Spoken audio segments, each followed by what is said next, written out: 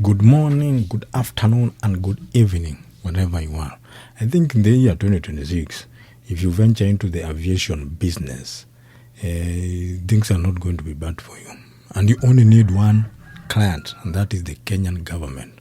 Because the Kenyan government is planning to spend over 338 million on air travel alone in the current financial year.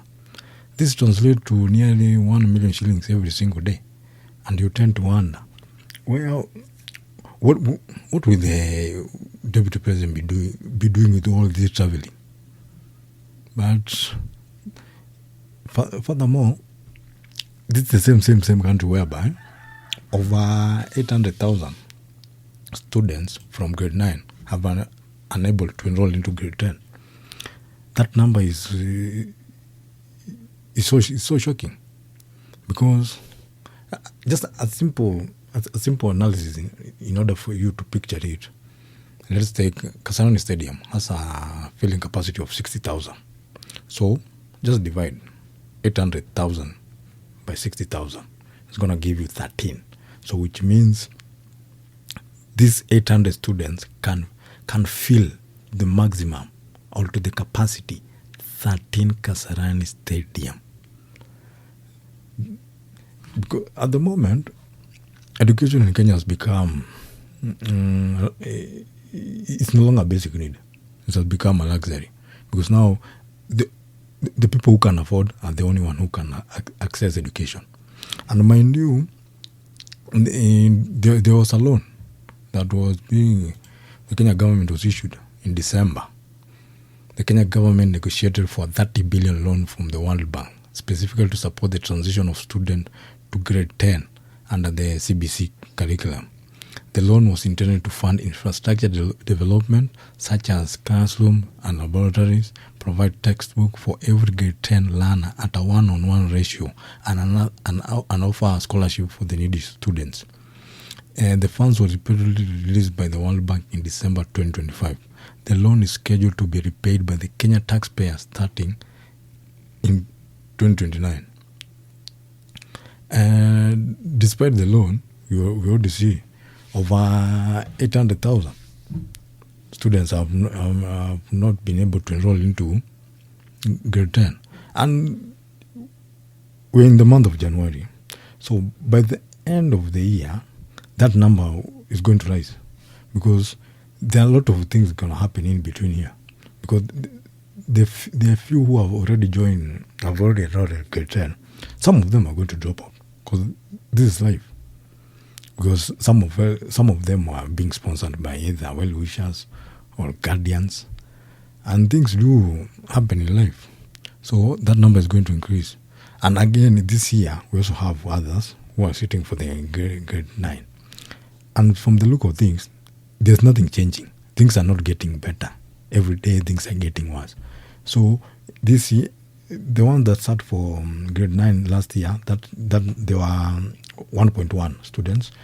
About 300,000 of them are the ones who have managed to enroll into grade 10. So we're talking about more than 800,000. So again, the same figure is going to happen in 2026, who are sitting for their grade 9 examination. So in 2027, you also have another bunch of either 800 or even more. So within a span of 2 years, you're talking about a number of around 1.7 who have not yet enrolled into grade 10. That is so alarming. That is a national disaster, because in the future, you're going to have an uneducated, illiterate population. And you tend to wonder, sometimes our leaders make very shocking decisions. But you know, if you want to rule a country, you just make sure that they are not well educated. They are not versed in education, because you know knowledge alone is power. And when you take it out from the people, you're able to manipulate you're able to manipulate them the way you want. And furthermore, this is what the Cabinet Secretary of Education had to say. As a country, do not know how much it costs to educate a child from grade 1 all the way to university. don't know how much a kid costs to teach. How do you budget? And number two, then who does the minister expect to do that analysis? Whom does he expect to do that actual thing? From his own statement, this is what the government had. So the government announces the release of 4.2 billion in capitation fund for term 1 2026, which included the 22,244 per learner per year for senior schools. You tend to wonder, how did they come up the conclusion of this figure, and yet the cabinet secretary said they don't have any data which they are able to rely on, which how much each student spend per day or per term, and yet you have already released the capitation. So how did you arrive on this figure, and yet you don't have data? Something is smelling fishy here. Something is smelling fishy. But one thing I know, the 338 million that they are saying they are going to use it for air travel. There's nothing at air travel. That is just a lame excuse. You pesa imesha kunywa maji. Nile itago getting stolen in plain view or in plain sight. There's nothing like air travel. That is it's what people are going through. Whereby now, only the people who have money and the only one who are going to be able to access education.